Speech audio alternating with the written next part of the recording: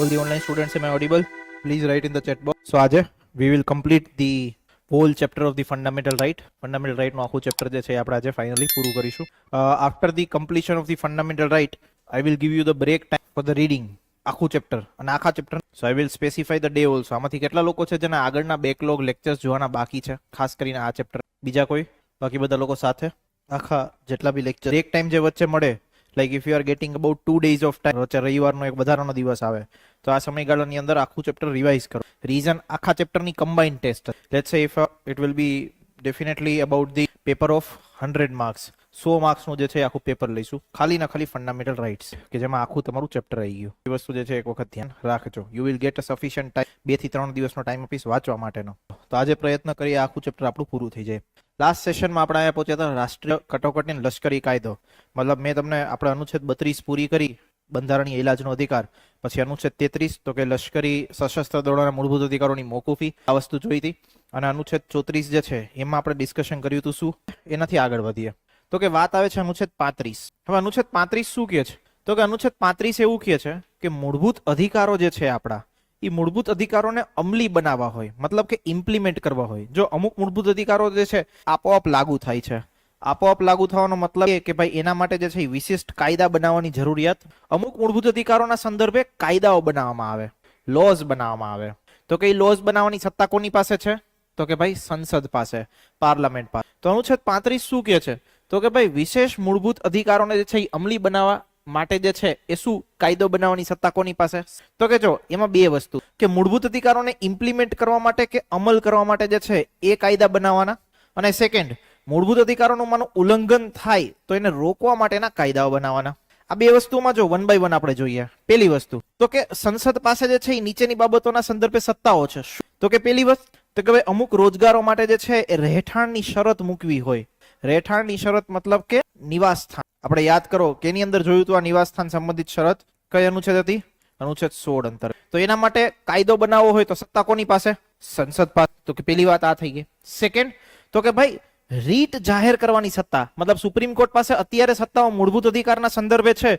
મૂળભૂત અધિકાર સિવાયની રીટ જાહેર કરવી હોય અન્ય અધિકારો માટે, તો એની સત્તા પણ કોણ આપી શકે? તો કે ભાઈ સંસદ આપી શકે કાયદો બનાવીને. સશસ્ત્ર દળોના મૂળભૂત અધિકારોને મર્યાદિત કર, મતલબ કે એના સંબંધિત જે કાયદાઓ બનાવવા હોય એ કાયદા પણ કોણ બનાવી શકે? તો કે સંસદ. અને ફોર્થ માર્શલ લો જે છે એ માર્શલ લો ના સંદર્ભે કોઈ કાયદા બનાવવા હોય કે કોઈ જગ્યાએ માર્શલ લો લાગુ થાય તો કેવા કેવા કિસ્સામાં માર્શલ લો લાગુ કરી શકાય, પ્રોસેસ શું હોય, જ્યારે માર્શલ લો લાગુ કરો ત્યારે કેવી અસર થાય, એક સાઈડ બધા જ કાયદાઓ જે છે એ કોણ બનાવી શકે? અહીંયા આવી જાઓ તો કે આ વાત છે કે મૂળભૂત અધિકારનો માનો કોઈનું ઉલ્લંઘન થાય, જેમ કે આ દેશની અંદર સમાનતાનો અધિકાર છે. સમાનતાના અધિકારની અંદર અનુચ્છેદ 17 એવું કહે છે કે અસ્પૃશ્યતા નાબૂદી. હવે અસ્પૃશ્યતા શબ્દને આપણે ક્યાંય વ્યાખ્યાયિત નથી કરેલો. અસ્પૃશ્યતા શબ્દને જે છે આપણા બંધારણની અંદર સમજાવવામાં નથી આવેલો. તો એને કાયદા દ્વારા સમજાવવો હોય કે પછી અસ્પૃશ્યતા જેવી કોઈ પ્રવૃત્તિઓ કરે એને રોકવી હોય એના સંદર્ભે કાયદા બનાવવા હોય તો કોણ બનાવી શકે? સંસદ બનાવી શકે. મતલબ કે આના સજા કરવાની બાબત છે. જો કોઈના મૂળભૂત અધિકારનું ઉલ્લંઘન થાય તો એને શું કરવાની? સજા કરવાની વાત. અને સેકન્ડ થિંગ કે મનુષ્ય વ્યાપાર કે બળજબરીથી કરાવાતી મજૂરી હોય એના સંદર્ભે કોઈ કાયદા બનાવવા હોય તો એ કોણ બનાવી શકે? સંસદ બનાવી શકે. હવે વસ્તુ સમજો કે અસ્પૃશ્યતા સંબંધિત જે અસ્પૃશ્યતા નાબૂદી માટેના સંસદે ઘણા બધા કાયદા બનાવ્યા. એમાંથી એક કાયદો બનાવ્યો SC prevention of atrocity act, કે જેનાથી શું થાય તો કે એસસી અને એસટી નું પ્રોટેક્શન કરી શકાય. તો આનો સંદર્ભે સરકારે કાયદો બનાવ્યો. આ વસ્તુ થઈ ગઈ. સેકન્ડ તો કે મનુષ્ય વ્યાપાર કે બળજબરી, તો એના માટે જે છે પ્રિવેન્શન ઓફ ચાઇલ્ડ લેબર, એના માટેના પણ સરકારે કાયદા બનાવ્યા. ચાઇલ્ડ લેબર, તો એના માટે પણ જે છે સરકારે શું બનાવ્યા છે? તો કે કાયદાઓ બનાવ્યા. ક્લિયર થાય છે? સમજાય છે? વસ્તુ મગજમાં બેસે છે? તો આ બે વસ્તુની વાત. તો કે કોઈ મૂળભૂત અધિકારોને અમલી બનાવવા હોય તો એના માટે સંસદ કાયદો બનાવી શકે. અને સેકન્ડ કે મૂળભૂત અધિકારોનું કે ઉલ્લંઘન થતું હોય એના સંદર્ભે કોઈને સજા આપવી તો એના માટેના કાયદા પણ કોણ બનાવી શકે? સંસદ બનાવી. ક્લિયર થાય છે? શાંતિથી એક વખત જોવા, આફ્ટર આપણે આગળ વધીએ. એના પછીનો જે મુદ્દો આવશે એ મૂળભૂત અધિકારોના અપવાદ આવશે. તો એ વન બાય વન આપણે જોઈશું. હા, એટલે એ જ વાત છે. જો મૂળભૂત અધિકારોના સંદર્ભે તો સુપ્રીમ કોર્ટ પાસે રીટ જાહેર કરવાની સત્તા છે જ, પણ મૂળભૂત અધિકાર સિવાય અન્ય કોઈ બાબતે માનો એમને રીટ જાહેર કરવાની સત્તા આપવી હોય તો એ કોણ આપી શકે? સંસદ આપી શકે. એમના રીટ અધિકાર ક્ષેત્રને વધારવાની સત્તા કોની પાસે? ક્લિયર? શાંતિથી એક વખત જોઈ લો, ધ્યાન આફ્ટર આપણે આગળ વધીએ. આજના દિવસે ઘણા બધા જે અલગ અલગ સુપ્રીમ કોર્ટના કેસનું ડિસ્કશન થશે. Please be ready for the same. શાંતિથી જે છે વસ્તુઓ જોતા જાઓ. અને કોઈ બી વિદ્યાર્થીઓને કઈ બી ડાઉટ હોય તો પૂછો. ઓનલાઈન સ્ટુડન્ટ્સ કઈ બી ડાઉટ હોય તો સાથે સાથે જે છે લખતા રહેજો. પણ એક એક વસ્તુ જે છે એ તમે જોતા જાઓ. એનું કારણ છે કે જો સાથે સાથે વસ્તુઓ ક્લિયર આઉટ થતા જાય તો આગળની વસ્તુ મગજમાં બેસતી જશે. પછી એવું ના થાય કે ભાઈ આગળની વસ્તુ તમને ભૂલાઈ જાય. આગળ बढ़े. હવે એનાથી આગળ વસ્તુ જોઈએ. વસ્તુ હતી પ્રોબ્લેમ ઇશ્યુઝ સંપત્તિના અધિકાર સાથે હતા, રાઇટ ટુ પ્રોપર્ટી સાથે હતા. તો હવે જેટલી આપણે વસ્તુ જોવાની છે એ રાઇટ ટુ પ્રોપર્ટીના સંદર્ભમાં જોવાની છે, પ્લસ આપણા મૂળભૂત અધિકારોના અપવાદોના સંદર્ભે જોવાની છે. જો આ વસ્તુ અત્યારે હાલમાં અસ્તિત્વમાં નથી પણ એની સાથે જોડાયેલા ઘણા બધા સુપ્રીમ કોર્ટના જે કે વસ્તુ આપણે સમજવી પડશે. એટલા માટે આખું અગાઉના વર્ષોમાં બની ગયું ભારત દેશની અંદર એ પિક્ચરને આપણે એક વખત સમજવું પડે. વન બાય વન જોઈએ શું છે. તો કે જો સંપત્તિનો અધિકાર હાલના સમયમાં મૂળભૂત અધિકાર નથી. તો કેવો અધિકાર છે? તો કે ભાઈ કાનૂની અધિકાર છે. કાનૂની અધિકાર કયા અનુચ્છેદ અંતર્ગત? તો કે ભાઈ અનુચ્છેદ એ અંતર્ગત 300 આના અંતર્ગત જે છે એ એક પ્રકારનો શું છે? કાનૂની અધિકાર. જ્યારે બંધારણ લાગુ થયું કે બંધારણ અમલમાં આવ્યું, જે સમયગાળો હતો આપણો, એ સમયગાળા દરમિયાન ત્યારે મૂળભૂત અધિકાર હતો. તો મૂળભૂત અધિકાર હતો કઈ કઈ અનુચ્છેદ અંતર્ગત હતો? તો કે જો બે અનુચ્છેદ હતી કે જેમાં જોગવાઈઓ હતી. એક હતી અનુચ્છેદ 19(1). એ શું કહેતી હતી કે ભાઈ સંપત્તિને જે છે એ સંપાદન કરવાનો અને વેચાણ કરવાનો જે છે એ લોકોનો હક રહેશે. સંપાદન મતલબ ખરીદી કરીને ભેગી કરવાની વાત. સેકન્ડ આર્ટિકલ 30 એ શું કહેતી હતી? તો કે ભાઈ કાયદાની જોગવાઈ સિવાય સંપત્તિના અધિકારથી વંચિત રાખી શકો નહીં. મતલબ ભાઈ તમારે જે છે એ કોઈ વ્યક્તિની સંપત્તિ લેવી હોય કે કોઈ વ્યક્તિને સંપત્તિ રોકવા હોય તો કરી શકો, પણ શું કરીને? ભાઈ કાયદો તમારે બનાવો.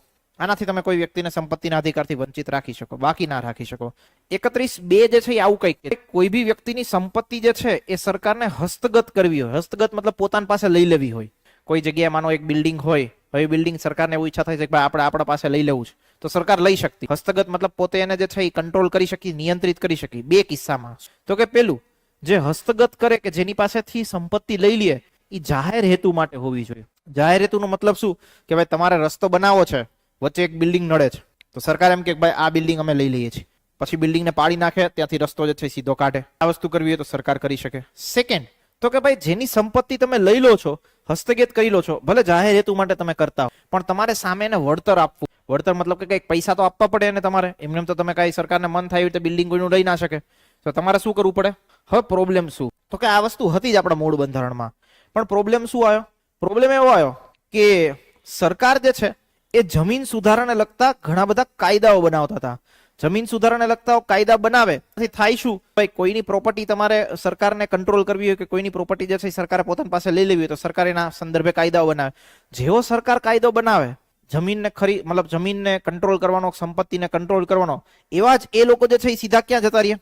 કોર્ટમાં જતા રહીએ. કોર્ટમાં જઈ અને શું કરે? રીટ કરે. કયા અનુચ્છેદ અંતર્ગત? તો કે કયા અનુચ્છેદ અંતર્ગત? 32 અંતર્ગત. અનુચ્છેદ 32 અંતર્ગત જઈને શું કરી નાખે? રીટ કરી નાખે. એમ કે ભાઈ આ તો અમારો મૂળભૂત અધિકાર છે, સરકારે અમારો મૂળભૂત અધિકાર છીનવી લીધો, આવું ના ચાલે. તો પ્રોબ્લેમ થતો હતો. સેકન્ડ, હવે અહીંયા જે વળતર શબ્દ લખ્યો, વળતરને ઇંગ્લિશમાં કહેવાય કમ્પેન્સેશન. કે સરકાર કોઈની બી પ્રોપર્ટી લે તો એને શું આપવું પડે? કમ્પેન્સેશન આપવું પડે, વળતર આપવું પડે. હવે આ શબ્દ ઉપર ડિસ્પ્યુટ શું કામ થતો? કારણ કે જેની સંપત્તિ હોય એ એવું સમજે કે જે વળતર અમને મળશે એ વળતર જે છે એ બજાર કિંમતે મળશે. બજાર કિંમત મતલબ માર્કેટ વેલ્યુ. સરકાર એવું કે અમે જે છે એ સરકારી દર ઉપર જે છે એને વળતર આપીશું. હવે ઓબ્વિયસલી આ દર શું હોય? ઓછો હોય. વ્યક્તિને ઓછું વળતર મળે તો એમ કે આવું ના ચાલે, અમને તો જે છે બજારમાં જે વેલ્યુ ચાલતી હોય એ વળતર મળવું જોઈએ. તો સરકાર ના પાડી દે કે ના ભાઈ એવું વળતર તમે ના આપી શકીએ, એ બહુ વધારે થઈ જાય. આ જે વિવાદ છે, આ વિવાદનું સમાધાન કરવા માટે જે છે એ સરકારે અલગ અલગ સરકારે શું સ્ટેપ્સ લિસ્ટ? કોન્સ્ટિટ્યુશનલ અમેન્ડમેન્ટ એક પ્રથમ બંધારણીય સુધારો કર્યો. પ્રથમ બંધારણીય સુધારાથી આપણા બંધારણની અંદર અનુચ્છેદ 1 અને અનુચ્છેદ 31(b) આ વસ્તુ શું કરી દીધી? એડ કરી દીધી, ઉમેરી દીધી. તો કે એક વસ્તુ કરી, 25મો બંધારણીય સુધારો કર્યો, એનાથી અનુચ્છેદ 31(c) એ પણ એડ કરી દીધી. શું છે હમણાં આગળ જોઈએ છીએ. બહુ વસ્તુ આ નડતી હતી તો 44મો બંધારણીય સુધારા દ્વારા સંપત્તિનો જે અધિકાર છે એ શું કરી દીધો? રદ કરી દીધો. હવે સંપત્તિનો અધિકાર તમારો મૂળભૂત અધિકાર નથી, કાનૂની અધિકાર છે. તમે કાયદાની જે જોગવાઈઓ છે એ મુજબ તમે જમીન ખરીદી શકો, બધું જ કરી શકો, પણ સરકારને જો તમને રોકવા હોય કે કોઈ બી વસ્તુઓ કરતા તો સરકાર કરી, કારણ કે હવે એ તમારો મૂળભૂત અધિકાર નથી. અને હવે જો સરકાર કાયદા બનાવે તોય તમે સીધા સુપ્રીમ કોર્ટમાં ના જઈ શકો, તમારે આખી કાયદાની પ્રોસેસ ફોલો કરવી પડે. ફોલો મતલબ જિલ્લા અદાલતમાં જાઓ, હાઈકોર્ટમાં જાઓ, પછી સુપ્રીમ કોર્ટમાં જાઓ, એક્સેટ્રા. આખો સંપત્તિના અધિકારનો વિવાદ. મૂળ વિવાદ શું? તો કે આ બે જોગવાઈઓ હતી. સરકારને જમીન સુધારાના કાયદાઓ બનાવતા. શું કામ બનાવતા? એની મેં સ્ટોરી કીધી હતી તમને કે ભાઈ સરકારને જે લોકો કૃષિ સાથે જોડાયેલા છે એ લોકોને વધુ ને વધુ જમીન આપવી, તો એના માટે જે લોકો બહુ રીચ ક્લાસ અને બહુ અમીર છે કે જે બહુ વધારે પડતી જમીન લે છે એને રોકવા પડે, રાઈટ. અધરવાઇઝ તો શું થાય, જમીનનું કેન્દ્રીયકરણ થઈ જાય ને જે ખેડૂતોને જમીન મળવી જોઈએ અને મળે જ નહીં. આ બધા પ્રકારના ઇસ્યુઝ થઈ શકે. એટલા માટે સરકાર જમીન સુધારાના કાયદા બનાવતી. સરકાર જમીન સુધારાના કાયદા બનાવે તો લોકો ક્યાં જતા રહ્યા? કોર્ટમાં જતા રહ્યા. એમ કે ભાઈ અમારો આવી રીતે અધિકાર ના છીનવી શકે. બીજું સરકાર એમ કે અમે તમને પૈસા આપી દઈએ, વળતર આપી દઈએ, તો કે બજાર કિંમતે આપો, સરકારી દરે ના આપી શકો. તો આ બધા પ્રકારના એને કારણે આવું બધું બંધારણમાં સુધારો કરવો પડ્યો. 31A, B અને C શું છે એ હમણાં આપણે આગળ જોઈશું. એની પહેલા આની ઉપર એક વખત નજર નાખી દો. કોઈ બી પ્રકારનો ડાઉટ હોય, પ્રશ્ન ના સમજાતો હોય તો મને એક વખત જે છે ઓનલાઈન સ્ટુડન્ટ્સ પણ કોઈને બી કઈ બી ડાઉટ હોય then please feel free to ask. 10 seconds એક વખત નજર નાખી આખી ઇવેન્ટ્સ કે ક્રોનોલોજી સમજી લેજો તો જ આગળની વસ્તુ સમજાશે. Otherwise you want. અને જેટલો બી આપણા બંધારણમાં સુધારાઓ થયા, કેશવાનંદ ભારતી કેસ થયું, જે બી થયું, તો આ જમીન સુધારાના સાથે જળ સાથે જોડાયેલું છે. આગળ સુપ્રીમ કોર્ટના જે કેસ જોવાના થશે, જેમ કે શંકરી પ્રસાદ કેસ, ગોલકનાથ કેસ, કેશવાનંદ ભારતી, આ ત્રણેય વસ્તુ જમીન સુધારા જમીનના કાયદા સાથે જ જોડાયેલું છે. તો જ સમજાશે અને જે વિવાદ છે એ તમને સમજ. એટલા માટે શાંતિથી નજર નાખજો. આપણે આજના દિવસમાં આરામથી આ ચેપ્ટર પૂરું કરી લઈશું. You have to remember. ચલો ડન, આગે બઢે. જ્યારે આપણે સંપત્તિનો અધિકાર હજી રદ નહોતો કર્યો તો એ સમયગાળા દરમિયાન સરકારે ઘણા બધા પ્રયત્નો કર્યા જેથી આ જેટલા બી જમીન વિવાદો થાય છે, સરકારની વિરુદ્ધ જેટલી પણ અરજીઓ થાય છે, એ બધી વસ્તુઓ ના થઈ શકે. એના માટે સરકારે શું કર્યા તો કે પ્રયત્નો કર્યા. એના માટે અનુચ્છેદ 31 અંતર્ગત જ ઘણા બધા અપવાદો દાખલ કર્યા. આ ત્રણેય અપવાદોની જ અનુચ્છેદ છે. હજી તમે વિચાર કરો કે અનુચ્છેદ 31C એટલે કે ભાઈ 25માં બંધારણીય સુધારા 1971, ત્યાં સુધી આ વસ્તુના સરકારે પ્રયત્નો કર્યા. 44માં બંધારણીય સુધારાથી તો શું હતું, આખો સંપત્તિનો અધિકાર જ રદ કરી દીધો. રદ ક્યારે કર્યો? 44માં બંધારણીય સુધારાથી, ઇન ધી યર ઓફ 1978. તો 71 સુધી સરકારે ઘણા બધા ચેન્જીસ કર્યા. પછી તો કે પછી આખું રદ જ કરી દીધું. પણ એ ચેન્જીસ આપણે સમજવા જરૂરી છે. અત્યારે ભલે આ વસ્તુ અસ્તિત્વમાં નથી. તો કે જો ચેન્જ શું કર્યા હતા, ચેન્જ એવું જ કર્યું હતું કે સરકારે એવો પ્રયત્ન કરવા માંગતી હતી કે અમે કોઈ પાસેથી જમીન લઈ લઈએ તો બી કોઈ વ્યક્તિ કોર્ટમાં જવું જોઈએ નહીં. સામાન્ય રીતે શું થાય, કોઈકના મૂળભૂત અધિકાર તમે છીનવો કે કોઈકના મૂળભૂત અધિકારનું ઉલ્લંઘન થાય તો એ સીધો ક્યાં જાય? કોર્ટમાં જઈને ન્યાય માગે. તો સરકારે એવું ઈચ્છતી હતી કે ભાઈ અમે કઈ સુધારો કરીએ કે જે જમીન સુધારાને લગતો હોય તે કોર્ટમાં જઈ જ ના શકે. એ તો પ્રોબ્લેમ થાય ને. અમે જેવી વસ્તુ બંધારણમાં એડ કરી દઈએ કે અમે જો આવું કરશું તમે કોર્ટમાં નહીં જઈ શકો. ક્લિયર થાય છે? મગજમાં બેસે છે. અને જો કોઈ કાયદો હોય સરકારનો, કોર્ટ જ્યારે એની તપાસ કરે, કોર્ટમાં તમે એને ચેલેન્જ કરો, તમે એમ કહો કે ભાઈ અમારા મૂળભૂત અધિકારનું ઉલ્લંઘન થયું એક્સેટ્રા એક્સેટ્રા, આવું તમે જ્યારે કોર્ટમાં કહો, તપાસ કરે ને કાયદાની, એ વસ્તુને શું કહેવાય? એ વસ્તુને કહેવાય ન્યાયિક સમીક્ષા. બીજા શબ્દોમાં એને કહીએ જ્યુડિશિયલ રિવ્યુ. તમે વ્યક્તિ કોર્ટમાં જતા રોકો છો કે ભાઈ તમે ત્યાં જઈ શકશો. આ જે આખો કાયદો અમે બનાવેલો છે એની સમીક્ષા, એની તપાસ કરી શકશે. આવા પ્રકારની વસ્તુ સરકારે શું છે 31A, B, C ત્રણેય જોઈએ. જો અનુચ્છેદ 31A એવું કહેતી હતી સરકાર કૃષિ મતલબ કે ભાઈ એગ્રીકલ્ચર અને ઉદ્યોગ એટલે કે ઇન્ડસ્ટ્રી, આના માટે કોઈ કાયદા બનાવે, ખાસ કરીને સંપત્તિ લગતા કોઈ કાયદા બનાવે. એ કાયદા વ્યક્તિનું અનુચ્છેદ 14 એટલે કે સમાનતાનો અધિકાર અને અનુચ્છેદ 19 એમાં પણ ખાસ કરીને જે એની પાસે સંપત્તિની સ્વતંત્રતા હતી, એ સંપત્તિની સ્વતંત્રતાનું ઉલ્લંઘન કરે તો પણ એને જે છે એ પડકારી શકાશે નહીં. ક્યાં નહીં પડકારી શકાય તો કે સુપ્રીમ કોર્ટ કે પછી ત્યાં તમે પડકારી શકશો. સરકારે શું કર્યું તો કે અનુચ્છેદ 31A ના માધ્યમથી બંધારણમાં લખી લે. એક પ્રકારનો શું થઈ ગયો, આના માધ્યમથી સરકાર શું કરી શકતી તો કે ભાઈ જો કોઈ પણ પ્રકારના એસ્ટેટ કે ભાઈ જે પ્રોપર્ટી હોય એ પ્રોપર્ટીનું સંપાદન કે કોઈ વ્યક્તિ માલિકીની નાબૂદી, આ બધી વસ્તુઓ કે ફેરફાર કરી શકે. મિલકતનો કોઈ વહીવટ હોય, કોઈ પણ પ્રોપર્ટી હોય, એ પ્રોપર્ટીનો આખો વહીવટ પોતાના હાથમાં લઈ શકે, પોતાના અંડર કંટ્રોલમાં લઈ શકે. તો કે જેટલા પણ સરકારી નિગમો હોય, સરકારની કંપનીઓ હોય, એને એકબીજા સાથે મર્જ કરવી હોય, એકબીજા સાથે એકીકરણ કરવી હોય તો એ બી કરી શકે. તો કે નિગમના જે પણ ડાયરેક્ટર હોય કે શેરધારકો હોય એના કોઈ હકમાં ફેરફાર કરવો હોય આવું બી સરકાર કરી શકે. કે ખનન એટલે કે માઇનિંગ, જમીનથી જે એક્ટ્રેક્ટ કરવાની વાત હોય, ખનન માટેની જે પ્રવૃત્તિઓ હોય એના માટેના હક કે લાયસન્સની નાબૂદી પણ કરી શકે. તો મતલબ સરકારે બધા જ પાવર્સ જે છે એ પોતાના કંટ્રોલમાં લઈ લીધા કે ભાઈ અમને જે છે કાંઈ પણ વસ્તુ આવી કરવી હશે, જો અમે આવી કાંઈ પણ વસ્તુ કરીએ છીએ અને એનાથી વ્યક્તિના મૂળભૂત અધિકારનું ઉલ્લંઘન થાય છે, ખાસ કરીને 14 અને 19નું, તો પણ એ વ્યક્તિ કોર્ટમાં અમારી વિરુદ્ધ જઈ શકશે. આવું સરકારે શેમાં લખી દીધું? અનુચ્છેદ 31. સેકન્ડ 31B એ એવું કહે છે કે સરકાર કોઈ કાયદો બનાવે જે કાયદો મૂળભૂત અધિકારનું ઉલ્લંઘન કરતો હોય, આવો ઉલ્લંઘન કરતો કાયદો સરકાર જો 9મી અનુસૂચિ, ઓકે 9મી અનુસૂચિ આપણે યાદ કરો કેની સાથે જોડાયેલી હતી? જમીન સુધારાને લગતા કાયદાની કાયદેસરતા. આવું આપણે ડિસ્કસ કરેલું હતું. તો સરકાર જે છે એ કોઈ કાયદો બનાવે છે મૂળભૂત અધિકારનું ઉલ્લંઘન કરે છે, એને 9મી અનુસૂચિમાં જે છે એ સમાવિષ્ટ કરે કે પછી 9મી અનુસૂચિમાં જે છે એ વર્ગીકૃત કરે. આવો કાયદો જે છે કોઈના મૂળભૂત અધિકારનું ઉલ્લંઘન કરે છે તો પણ તમે એને પડકારી શકશો. વસ્તુ લખી દીધી. મતલબ કે 9મી અનુસૂચિની અંદર સરકારે કોઈ કાયદો વર્ગીકૃત કર્યો તો એની કોઈ પણ પ્રકારની ન્યાયિક સમીક્ષા થઈ શકશે, આવું સરકારે લખી દીધું. આ બંને અનુચ્છેદ જે છે એ સરકારે કયા બંધારણીય સુધારા દ્વારા દાખલ કરી? કે પ્રથમ બંધારણીય સુધારા દ્વારા, કોન્સ્ટિટ્યુશનલ અમેન્ડમેન્ટ એક્ટ. આગળ વાત આવે અનુચ્છેદ 31C. 31C શું કહે? તો કે આપણા બંધારણની અંદર એક આખી 3 પછીનું ભાગ 4 માં એ રાજ્ય નીતિના માર્ગદર્શક સિદ્ધાંતો સાથે જોડાયેલું છે. મતલબ કે directive principles of state policy. આ directive principles of state policy એવી વસ્તુ છે, આપણી બંધારણ જે છે, આપણું બંધારણ, એને આપણી સરકારને જે નિર્દેશો અને આદેશો આપેલો હોય એનું જે છે એ આખું માહિતી. એવું કીધું કે ભાઈ સરકારે પોતાની નીતિઓ બનાવતી વખતે શું શું ધ્યાનમાં રાખવાનું, એને કહેવાય ડીપીએસપી, રાજ્ય નીતિના માર્ગદર્શક સિદ્ધાંત. આ રાજ્ય નીતિના માર્ગદર્શક સિદ્ધાંતો અમલ કરવા ફરજિયાત નથી. સરકારને ઈચ્છા હોય ને સરકાર પાસે વ્યવસ્થા હોય તો કરી શકે, અધરવાઇઝ કરવા ફરજિયાત નથી. બંધારણમાં જેવું લખેલું છે. હવે તમે વસ્તુ વિચારો કે સરકારે શું કીધું? તો કે સરકારે એવું કીધું કે આપણા બંધારણની અંદર ડીપીએસપી છે એની જોગવાઈ છે અનુચ્છેદ 30 થી લઈ કે આગળનું ચેપ્ટર આપણે ભણીશું 12 થી લઈને 35 સુધી મૂળભૂત અધિકાર, 30 થી લઈને 51 માં શું? તો કે રાજ્ય નીતિના માર્ગદર્શક. સરકારે અનુચ્છેદ 31C માં એવું લખ્યું, જો અમે અનુચ્છેદ 39 અને 39C એટલે કે કેના ડીપીએસપી 39B અને 39C એના જે બાબતો છે કે એની અંદર જે વસ્તુ લખેલી છે એ જો અમે ઇમ્પ્લિમેન્ટ કરીએ, મતલબ એને અમે લાગુ કરીએ, અમારા ઉપર લાગુ કરવી ફરજિયાત નથી પણ માનો અમારે કરવી હોય ને અમે કરીએ અને એનાથી કોઈના 14 અને 19 ના મૂળભૂત અધિકારનું ઉલ્લંઘન થાય તો પણ તમે જે છે એ કોર્ટમાં જઈ શકશો, પડકારી શકશો. હવે 39B અને C માં શું લખેલું છે? તો કે જો આવું લખેલું છે. 39B એવું કે છે, સમાજના ભૌતિક સંસાધનોની વહેંચણી સામૂહિક હિતને ધ્યાનમાં રાખીને કરવી.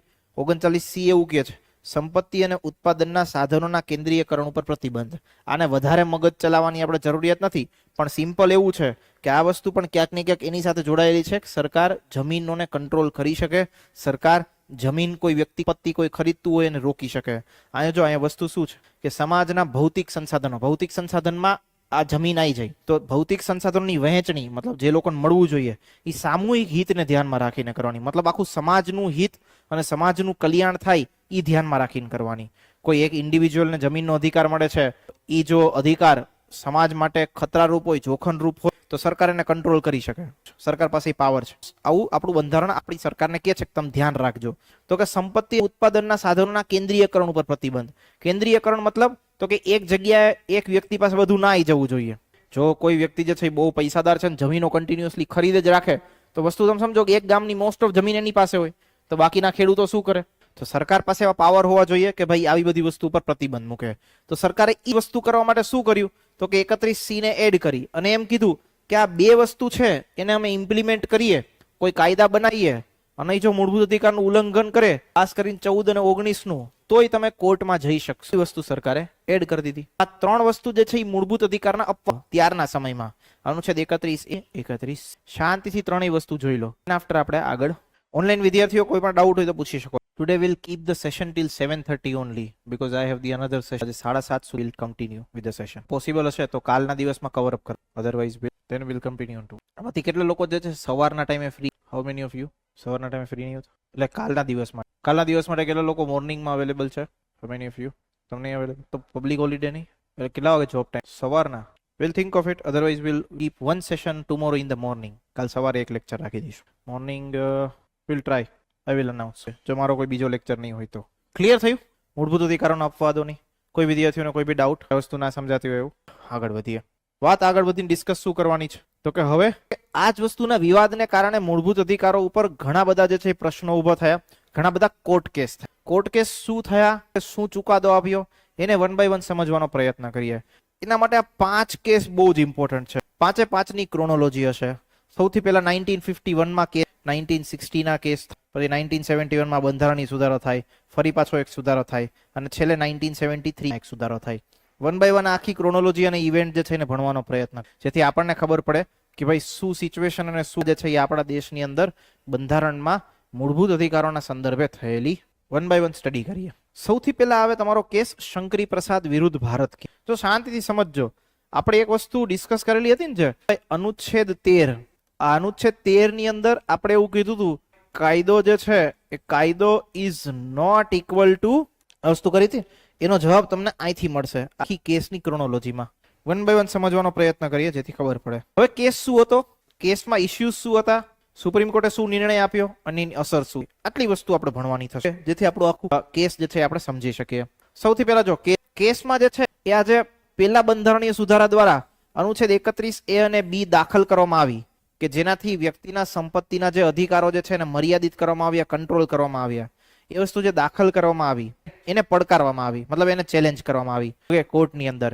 એવું કીધું કોર્ટની અંદર વ્યક્તિ છે એ શંકરી પ્રસાદ નામના વ્યક્તિ કે ભાઈ અનુચ્છેદ 31A અને 31B જે છે જેનાથી વ્યક્તિના સંપત્તિના અધિકારો ઉપર સરકાર કંટ્રોલ કરે છે, નિયંત્રણ કરે છે, આ વસ્તુ અનુચ્છેદ 13 નું ઉલ્લંઘન છે. વસ્તુ અનુચ્છેદ 13 નું ઉલ્લંઘન એટલા માટે છે કારણ કે સંસદ કે વિધાનમંડળ એવા કાયદા ન બનાવી શકે કે જે શું કરતા હોય, મૂળભૂત અધિકારનું ઉલ્લંઘન કરતા હોય. આવા કાયદા જે છે એ સંસદ પાસે બનાવવાની સત્તા. મેઇન એમનો પ્રશ્ન આ હતો.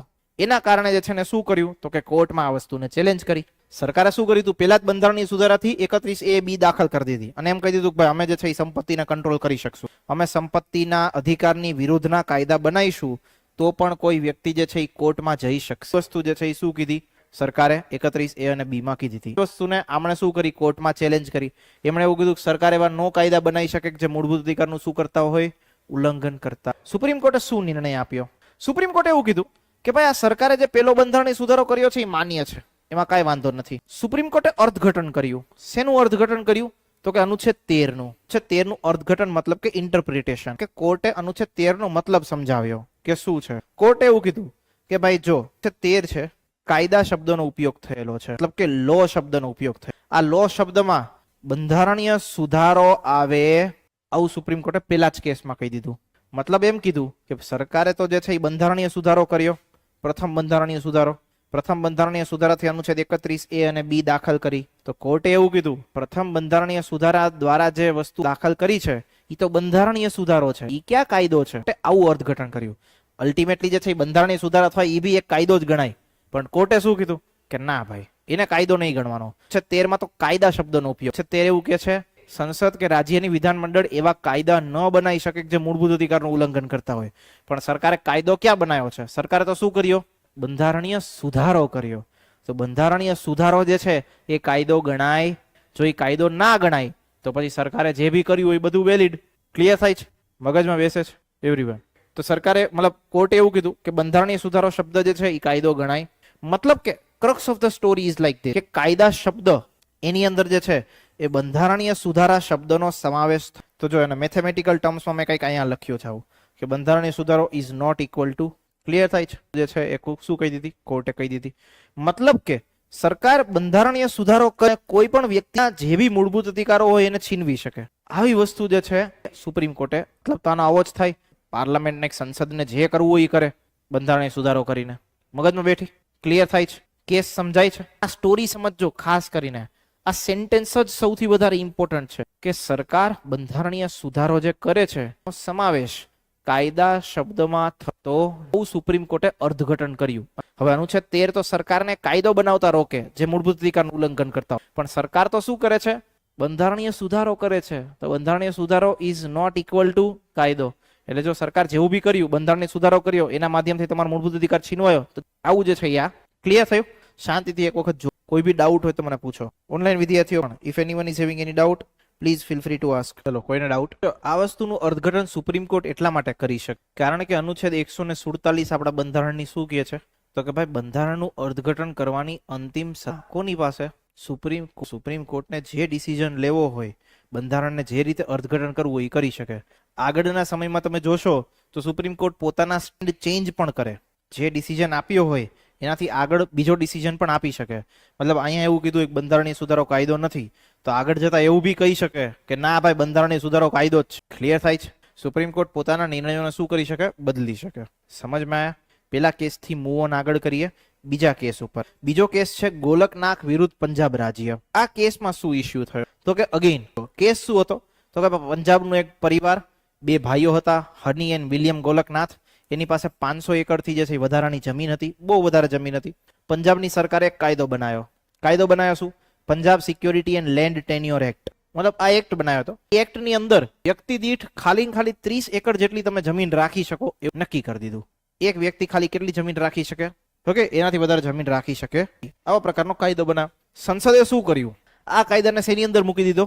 9મી અનુસૂચિ અંતર્ગત. ચલો મને કહો, 9મી અનુસૂચિ મૂકે તો શું થાય? કોર્ટમાં ના જઈ શકો. બીજી વસ્તુ શું થાય? બીજી કોર્ટમાં ના જઈ શકો. પછી આ તો ઇન્ડિવિજ્યુઅલ કોર્ટમાં નહીં જઈ શકે. કોર્ટ શું ના કરી શકે? એક્ઝેક્ટલી, કોર્ટ શું ના કરી શકે? ન્યાયિક સમીક્ષા ન કરી શકે. That is what return. મતલબ કોર્ટ જે છે એ કાયદાની તપાસ કરી શકે નહીં. કયો કાયદો? તો કે સરકાર આજે Punjab security and land tenure act બનાવ્યો છે. કોર્ટ જે છે આની શું ન કરી શકે? સમીક્ષા કરી શકે. મેઇન મુદ્દો શું હતો? મુદ્દો અગેન એ હતો કે ભાઈ તમે જો કાયદાને 9મી અનુસૂચિમાં નાખો તો એનાથી જે છે એ આ બંધારણીય સુધારોનો કાયદો ગણવાનો કે નહીં, પેલી વસ્તુ આ. અને સેકન્ડ કે મૂળભૂત અધિકારોમાં સુધારો થઈ શકે કે નહીં, આ પણ પ્રકારનો પ્રશ્ન પૂછ્યો કોર્ટની અંદર. જેમણે કેસ દાખલ કર્યો એને પૂછ્યો. તો સુપ્રીમ કોર્ટે શું નિર્ણય આપ્યો? સુપ્રીમ કોર્ટે સ્ટેન્ડ ચેન્જ કરી દીધું. અગાઉ શંકરી પ્રસાદ કેસમાં એવું કીધું હતું કે ભાઈ કાયદા શબ્દનો સમાવેશ, મતલબ કાયદા શબ્દની અંદર બંધારણીય સુધારા શબ્દનો સમાવેશ થવું કીધું હતું. સ્ટેન્ડ ચેન્જ કરી દીધું. સ્ટેન્ડ ચેન્જ કરીને શું કીધું? તો કે ભાઈ એવું કીધું કે કાયદા શબ્દની વ્યાખ્યામાં બંધારણીય સુધારાનો પણ સમાવેશ થાય. તમે કાયદો બનાવો, બંધારણીય સુધારો કરો, એમાં કોઈ જ તફાવત નથી. સદ્ય છે એ આવી રીતે કોઈના મૂળભૂત અધિકારને છીનવી શકે નહીં. મતલબ કે crux of the story is like this કે બંધારણીય સુધારો ઇઝ ઇક્વલ ટુ શંકરી પ્રસાદ કેસમાં એવું કીધું હતું બંધારણીય સુધારો કાયદો નથી, અહીંયા ચેન્જ કરી દીધું અને એમ કીધું હતું બંધારણીય સુધારો કાયદો છે. એટલે કોર્ટ મતલબ કોર્ટે એવું કીધું કે ભાઈ પાર્લામેન્ટ કે રાજ્યનું વિધાનમંડળ કોઈ કાયદાઓ ન બનાવી શકે કે જેનાથી વ્યક્તિના મૂળભૂત અધિકારો શું થતા હોય? છીનવાતા હોય. કોઈ જ સત્તા નથી વ્યક્તિના મૂળભૂત અધિકારોને છીનવવાની. આવું જે છે એ કોર્ટે આ કેસની અંદર ચુકાદો આપીને કીધું. ક્લિયર થાય છે? આપણા દેશની અંદર આવી સિચ્યુએશન હંમેશા થતી હોય. કોર્ટ કઈક ડિસિઝન આપે, પાર્લામેન્ટ એનું રિએક્શન આપે. પાર્લામેન્ટ રિએક્શન આપે મતલબ કોર્ટ કે એનાથી કઈક વિરોધ કરે. તો કોર્ટે એવું કીધું હતું કે તમે મૂળભૂત અધિકાર વ્યક્તિના છીનવી શકો નહીં. સંસદ પાસે સત્તા નથી. તો પાર્લામેન્ટે શું કર્યું? તો કે પાર્લામેન્ટે આ કોર્ટના ડિસિઝનની વિરુદ્ધમાં 24મો અને 25મો બંધારણીય સુધારો કર્યો. એ આપણે આગળ જોઈશું. બટ એની પહેલા આ સ્ટોરી જોઈ લો. તેના આફ્ટર મને કોઈ ડાઉટ હોય તો પૂછી લો. તેના આફ્ટર આપણે આગળ વધીએ. 24મો અને 25મો બંધારણીય સુધારો જોઈએ. કોઈ બી વિદ્યાર્થીઓને કઈ બી ડાઉટ હોય then please feel free to ask. આગળ बढ़े. તો કે જો સુપ્રીમ કોર્ટે આજે નિર્ણય આપ્યો એનું રિએક્શન પાર્લામેન્ટે શું કર્યું? વન બાય વન સમજીએ. બે બંધારણીય સુધારા કર્યા બેક ટુ. એક કર્યો 24મો બંધારણીય સુધારો, એક કર્યો 25મો બંધારણીય સુધારો. 24મા બંધારણીય સુધારામાં શું વસ્તુ કરી? જો બહુ શાંતિથી સમજજો. ગોલકનાથમાં સુપ્રીમ કોર્ટે એવું કીધું કે કાયદા શબ્દની અંદર બંધારણીય સુધારાનો પણ સમાવેશ થાય. બંને વચ્ચે કોઈ જ ફરક નથી. પાર્લામેન્ટ આનું રિએક્શન આપ્યું 24મા બંધારણીય સુધારો કરીને આપણા બંધારણમાં એડ કરી અનુચ્છેદ 13(4) એવું કીધું. આપણે આગળ ડિસ્કસ કરી હતી ને. અનુચ્છેદ 13(4) એવું કીધું કે ભાઈ અનુચ્છેદ 368 આના અંતર્ગત જે છે એ જે પણ પ્રકારના સુધારાઓ કરવામાં, અનુચ્છેદ 368 જે છે એ બંધારણીય સુધારા સાથે જોડાયેલું છે. શેની સાથે જોડાયેલું છે? બંધારણીય સુધારા સાથે. તો એવું કીધું કે ભાઈ સ્પેસિફિકલી લખી જ દીધું કે બંધારણીય સુધારાનો સમાવેશ કાયદાની વ્યાખ્યા થશે નહીં. આવી વસ્તુ જે છે એ પાર્લામેન્ટે શું કરી દીધી? બંધારણની અંદર લખી દીધી. હવે અત્યાર સુધી વસ્તુ લખેલી નહોતી. અત્યાર સુધી કોર્ટના ડિસિઝન ઉપર ચાલતું હતું. શંકરી પ્રસાદ કેસમાં કોર્ટે એવું કીધું કે ના ભાઈ બંધારણીય સુધારાનો સમાવેશ કાયદામાં ન થાય. ગોલકનાથમાં એમ કીધું કે ના બંધારણીય સુધારાનો સમાવેશ કાયદામાં થાય. આવું કોર્ટ ખાલી રમતી હતી વાતચીત કરીને અને પોતાની ડિસિઝન આપતી હતી. પાર્લામેન્ટે હવે શું કર્યું તો કે બંધારણમાં એડ કરી દીધું. 13(4) એડ કરી અને એવું કીધું કે ભાઈ અનુચ્છેદ 368 જે છે એમાં જે બંધારણીય સુધારો છે એમાં કાયદા શબ્દોનો સમાવેશ થતો નથી. ઇટ મીન્સ બંધારણીય સુધારો જે છે એ કાયદો ગણાશે. એટલે અમારે જે પણ પ્રકારના મૂળભૂત અધિકાર જે છે છીનવવા હોય, પાછા લેવાના હોય, બધી જ વસ્તુની સત્તા અમારી પાસે. સુપ્રીમ કોર્ટ જ્યારે કહે છે કે આવું ન ચાલે છતાં પાર્લામેન્ટે શું કર્યું? રિએક્શન કર્યું. 25મો બંધારણીય સુધારો તો કે અનુચ્છેદ 31C જોડી આપણે આગળ ઓલરેડી ડિસ્કસ કરી. એમ કીધું હતું કે અનુચ્છેદ 39B અને C આના જે રાજ્ય નીતિના માર્ગદર્શક સિદ્ધાંતો છે અમારે એને ઇમ્પ્લિમેન્ટ કરવા હશે, અમે કરીશું. 14 અને 19ના મૂળભૂત અધિકારનું હનન થાય તો કાંઈ વાંધો નથી, બધું જ કરી શકીશું અમે. તમે કોર્ટમાં પડકારી શકશો. ક્લિયર થાય છે? તો આ વસ્તુ હતી શેની? 24 અને 25માં બંધારણીય સુધારાની. આ વસ્તુને પણ આગળ ચેલેન્જ કરવામાં આવશે. આગળ ચેલેન્જ ક્યાં કરવામાં આવશે? તો કે આગળ એક કેસનું નામ છે કેશવાનંદ. આ કેસની અંદર જે છે 24 અને 25 આ બંને બંધારણીય સુધારાને શું કરે છે? ચેલેન્જ કરવામાં આવે છે. વન બાય વન એને બી જોઈએ. ક્લિયર થઈ? અત્યાર સુધીની સ્ટોરી મારી સાથે રિપીટ કરો. ક્રક્સ ઓફ ધ સ્ટોરી ખાલી જાણો. શંકરી પ્રસાદ કે એવું કીધું કે ભાઈ કાયદો ઇઝ નોટ ઇક્વલ ટુ બંધારણીય સુધારો. કાયદાના શબ્દની અંદર જે છે બંધારણીય સુધારાનો સમાવેશ થતો નથી, આવું કહી દીધું. તો કે બીજો કેસ ગોલકનાથ કે સુપ્રીમ કોર્ટે ચેન્જ કરી દીધું. એ કે ના એવું કાંઈ ન હોય, કાયદો બંધારણની સુધારો બધું સરખું જ ગણે, તમે જે છે આવા કોઈના મૂળભૂત અધિકાર છીનવી શકો. પાર્લામેન્ટે રિએક્શન આપ્યું 24મો બંધારણીય સુધારો છે 13-4 જોડી 13-4 જોડીને એવું કહી દીધું શું તો કે ભાઈ કાયદા શબ્દની અંદર બંધારણીય સુધારો આવતો નથી. અને 25મો બંધારણીય સુધારો તો કે સિમ્પલ વાત કીધી, અનુચ્છેદ 39B(c) ના જે પણ પ્રકારના રાજ્યનીતિના માર્ગદર્શક સિદ્ધાંતો છે અમારે એને ઇમ્પ્લિમેન્ટ કરવા હોય તો અમે કરી શકશું. આટલી વસ્તુની વાત. હવે એનાથી આગળ જોઈએ.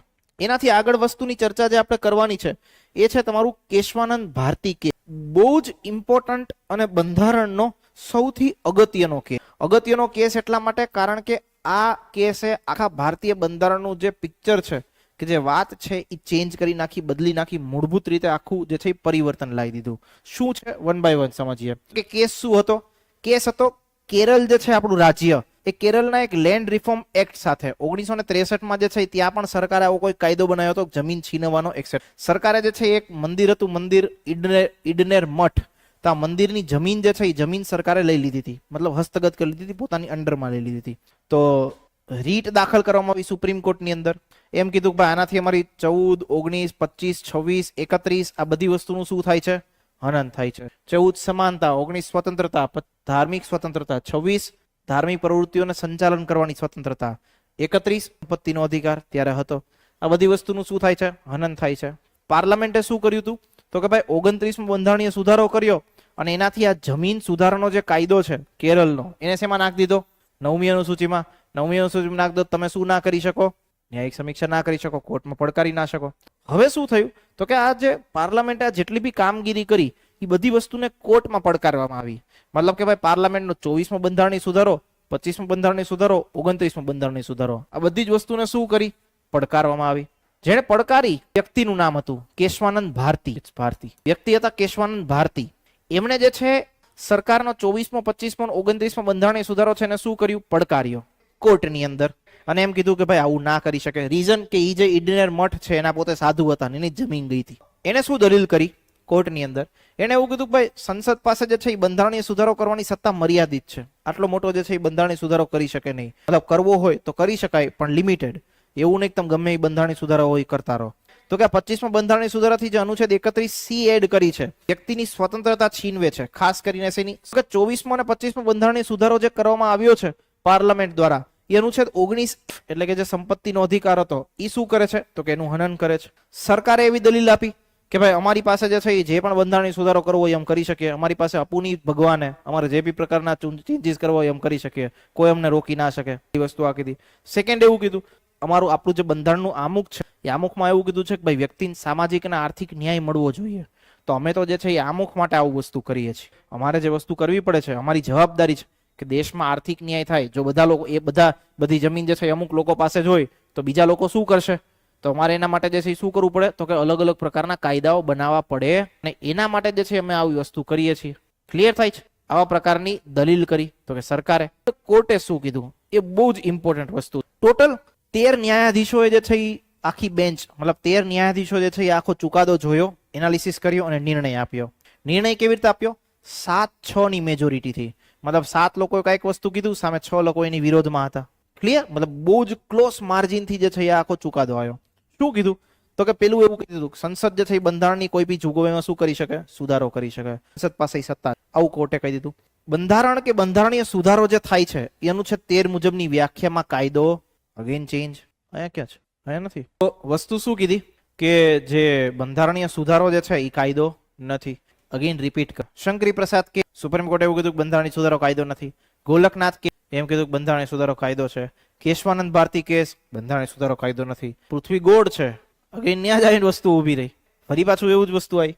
પછી શું કીધું તો કે જો અનુચ્છેદ 13 મુજબ એવું કહી દીધું કે ભાઈ ધારાસભા એટલે કે સંસદ એ બંધારણને આધીન જે પણ પ્રકારના કાયદાઓ બનાવે છે એ બધી વસ્તુઓ બનાવે, એનો મતલબ બંધારણ નથી.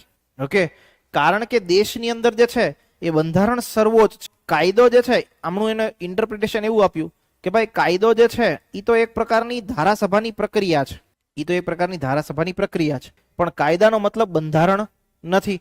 બંધારણીય સુધારો જે કરે એ બંધારણીય સુધારાનો સમાવેશ જે છે એ કાયદા શબ્દની વ્યાખ્યામાં ન થાય. સિમ્પલ, આપણે તો એટલું યાદ રાખવાનું. સુપ્રીમ કોર્ટે એવા પ્રકારનો શું આપ્યો તો કે નિર્ણય આપ્યો. બીજી વસ્તુ એમ કીધું કે બંધારણીય સુધારા દ્વારા જે છે એ સરકારની સત્તા જે છે એ બહુ જ બહોળી અને અમર્યાદિત છે. મતલબ ઈ બંધારણની અંદર કોઈ પણ પ્રકારની જોગવાઈ ઉમેરી શકે કે કાઢી શકે, એમને જે છે એ કોઈ પણ વસ્તુ કરવાની શું છે તો કે સત્તા છે.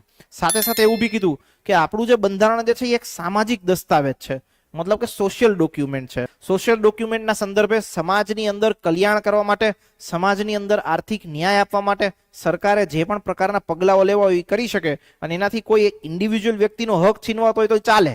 આખા સમાજનું જોવાનું ને સરકારે તો, અને આખા સમાજનું જોઈને સરકાર સંપત્તિનો મૂળભૂત અધિકાર નાબૂદ કરવાનું કે સંપત્તિનો મૂળભૂત અધિકાર છીનવવાની વાત કરે, એવું તો નહીં સરકારને કોઈ એક વ્યક્તિ સાથે દુશ્મની હોય. તો આપણું બંધારણ શું છે? સામાજિક દસ્તાવેજ છે. અને એના લીધે સરકારે જે આ 24મો બંધારણીય સુધારો કર્યો છે, એ 24મો બંધારણીય સુધારો માન્ય છે. મતલબ કે સરકાર બંધારણીય સુધારાની અંદર કાયદા શબ્દનો સમાવેશ થશે નહીં. ઓકે, એ વસ્તુ વેલિડ છે, મતલબ સુપ્રીમ કોર્ટે માની લીધી. સાથે સાથે 25મા બંધારણીય સુધારામાં જે વસ્તુ હતી કે અનુચ્છેદ 39B અને C, એના જે રાજ્યનીતિના માર્ગદર્શક સિદ્ધાંતો છે એને અમલી બનાવવા હોય, એના માટે સરકાર જે છે એ કોઈ કાયદા બનાવે અને એ 14 અને 19 નું ઉલ્લંઘન કરે તો એ ચાલશે. વસ્તુ જે છે એ લખેલી હતી. સુપ્રીમ કોર્ટે કીધું ચલો એ બી વસ્તુ, પણ સુપ્રીમ કોર્ટ એવું કહે છે કે તમે જે છે આ ન્યાયિક સમીક્ષા જે છીનવો છો, મતલબ અમારી સત્તા જે તમે છીનવો છો, તમે એમ કહો છો કોર્ટ આને જોઈ ના શકે, કોર્ટ આને જે છે એ એનાલિસિસ ન કરી શકે, કોર્ટ જે છે આને કોર્ટમાં આને પડકારી શકાય નહીં. એ કે આ બધા ધંધા બંધ કરી દો. તમારે કોઈના મૂળભૂત અધિકાર છીનવવા છે છીનવો, અમને કોઈ વાંધો નહીં, પણ તમે જે ન્યાયિક સમીક્ષા છે એને તમે છીનવી શકો. સાથે સાથે એવું બી કહી દીધું કે તમે જે આ પ્રથમ બંધારણીય સુધારાથી 9મી અનુસૂચિ દાખલ કરી હતી અને તમે એમ કહો છો કે અમે કોઈ કાયદો 9મી અનુસૂચિમાં નાખી દઈએ, 9મી અનુસૂચિમાં વર્ગીકૃત કરી દઈએ, એને તમે ન્યાયાલયમાં પડકારી શકો નહીં અને કોર્ટ જે છે એની ન્યાયિક સમીક્ષા ન કરી શકે, તો કે ભાઈ આવું ચાલે નહીં, અમે તો ન્યાયિક સમીક્ષા કરશું. ઓકે, તમારે 9મી અનુસૂચિમાં દાખલ કરવો હોય તો બી કરો, જે કરવું એ કરો, પણ અમે ન્યાયિક સમીક્ષા. આ કેશવાનંદ ભારતીનો કેસ જે છે એનો ચુકાદો આવ્યો તો 24/1900. વસ્તુ એ છે કે પછી પણ કાયદા સરકાર 9મી અનુસૂચિમાં બધાની ન્યાયિક સમીક્ષા સુપ્રીમ કોર્ટ કરી શકશે. એ પેલાના કાયદાઓ નાખી દીધા એનો કોઈ વાંધો નથી. 24 એપ્રિલ 1973 પછી જેટલા પણ કાયદાઓ સુપ્રીમ કોર્ટ જે છે મતલબ 9મી અનુસૂચિમાં હશે તો પણ એની ન્યાયિક સમીક્ષા શું કરશે? ક્લિયર થાય છે? સમજાય છે વસ્તુ? તો આ સુપ્રીમ કોર્ટનો શું મગજમાં બેઠું? કોઈ ડાઉટ, કોઈ પ્રશ્ન? Anyone is having any doubt? વસ્તુ ના સમજાતી હોય તો દિમાગમાં બેઠા શાંતિથી એક વખત વાંચો. આનાથી આગળની જે સ્ટોરી છે, કેશવાનંદ ભારતી કેસનો તો ચુકાદો આવી ગયો. મતલબ એવું છે કે બંધારણીય સુધારા શબ્દનો સમાવેશ કાયદા શબ્દની વ્યાખ્યામાં થતો. ઓકે, પાર્લામેન્ટે જે છે એ કાયદો મતલબ બંધારણીય સુધારો કરી કોઈના મૂળભૂત અધિકારનો હનન કરવું હોય, છીનવવા હોય તો સરકાર કરી શકે, કોઈ જ પ્રોબ્લેમ નહીં. આટલી વસ્તુ મગજમાં બેઠી, દિમાગમાં જાય છે આ બધી વસ્તુ, શું આખી સ્ટોરી હતી અને કઈ રીતે જોડાયેલી છે, એવરીવન મગજમાં બેઠું? હવે આનાથી આગળની જે સ્ટોરી અને સાથે સાથે મૂળભૂત અધિકારના જેટલા બી પ્રીવિયસ યરમાં પૂછાયેલા ક્વેશ્ચન્સ છે, that we will definitely discuss in the next session. આપણો જ્યારે આવતો સેશન હશે ત્યારે જે છે આની વસ્તુ ચર્ચા આપણે ક્લિયર. આજનો સેશન થોડો શોર્ટ રાખીએ. Reason is I have the another session, મતલબ આજ ક્લાસરૂમની અંદર ફોર ધી અધર સ્ટુડન્ટ, અને એમનો સેશન 7 વાગે હતો બટ વી હેવ 7:30. તો થિંગ ઇઝ દેટ કે એમનો સેશન બી it is very much necessary to take. આપણે જો કાલે પોસિબલ થશે તો we'll meet on tomorrow, otherwise we'll meet on Monday. Finally we'll complete the some other details plus previous યરના જેટલા બી. અને જ્યારે બી મંડે તમે આવો ત્યારે આ વસ્તુને વાંચીને એટલા માટે આવજો કારણ કે ત્યારે જે છે એ પ્રીવિયસ યરના જેટલા બી ક્વેશ્ચન્સ હશે જે ફંડામેન્ટલ રાઇટ્સમાંથી પૂછાયા હશે, that we are going to bye to all of you. For all the online students, online વિદ્યાર્થીઓને બી જે બી ડાઉટ્સ હોય, if you have please write in the chat box. તો અહીંયા સુધી સેશન રાખીએ, ફરી પાછા મળીશું. Till that have a good time to all of you. By.